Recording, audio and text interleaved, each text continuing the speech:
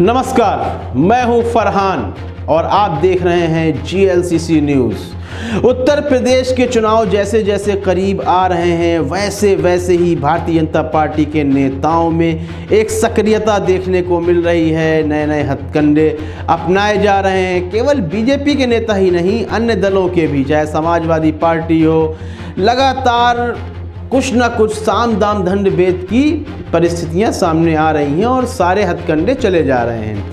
लेकिन मौजूदा समय में हम बात कर रहे हैं बिजनौर के सदर, जो बिजनौर की सदर सीट है, बिजनौर सदर, वहां की विधायक हैं सुची चौधरी। उनके पति हैं ऐश्वर्या मौसम चौधरी। तो वह एक क्षेत्र पर जाते हैं जो मुस्लिम बहुल क्षेत्र है, करीब मुस्लिम बहुल भी नहीं कहेंगे, कि मोहल्ला है। वहाँ करीब 280 अल्पसंख्यक समुदाय के लोग रहते हैं।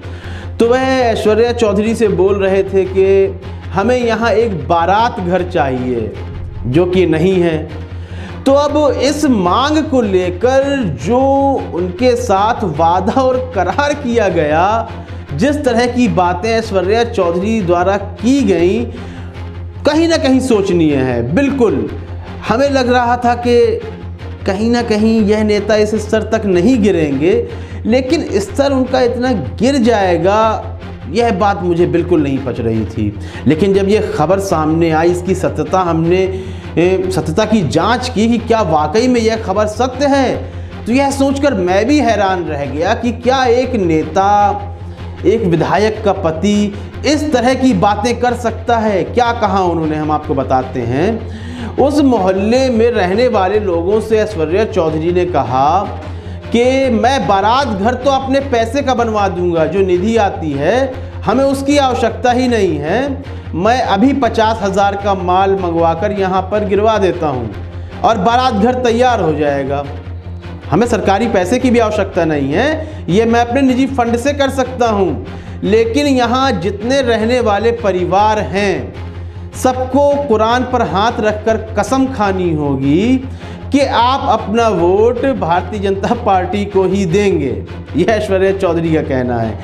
तो ये जो बारात घर की बात थी, यह यहाँ पर वोट कोई भी दे, एक मोहल्ला हो, विधानसभा क्षेत्र हो, वहाँ वोट किसी को भी दिया जाए, लेकिन जो निधि आती है उसके पैसे से सबका ही विकास किया जाता है, सबकी मांगें पूरी की जाती हैं। बल्कि उसमें यह छानबीन नहीं की जाती है कि किस घर ने, किस मोहल्ले ने, किस राजनीतिक पार्टी को वोट दिया था। लेकिन यहाँ ऐश्वर्या चौधरी कह रहे हैं कि आपको पहले कुरान पर हाथ रखकर कसम खानी होगी कि आप बीजेपी को ही वोट देंगे। यह काफ़ी शर्मनाक है और पार्टी को शर्मसार करने वाली बात है। मुझे लगता है कि जब तक यह बात शीर्ष नेताओं तक पहुंचेगी तो कहीं ना कहीं ऐश्वर्या चौधरी को इसकी सज़ा मिलेगी। इसका वीडियो भी काफ़ी वायरल हुआ ऐश्वर्या चौधरी का।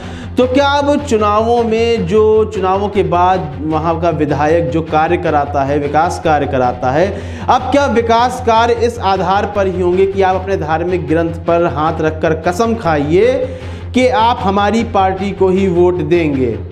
ये बहुत ही शर्मसार करने वाली घटना है। क्या इसकी पुनरावृत्ति और नेता भी करते हुए दिखाई देंगे, या ऐश्वर्या चौधरी को अपने इस कार्य के लिए सज़ा मिलेगी और उनकी निंदा की जाएगी? यह देखने वाली बात होगी। इस संबंध में आपको क्या लगता है? क्या इस तरह का कार्य उचित था या नहीं? अपनी राय देना बिल्कुल भी ना भूलें। कार्यक्रम को लाइक करें, ज़्यादा से ज़्यादा शेयर करें और चैनल को सब्सक्राइब अवश्य कर दें। तब तक के लिए इजाज़त दीजिए। धन्यवाद।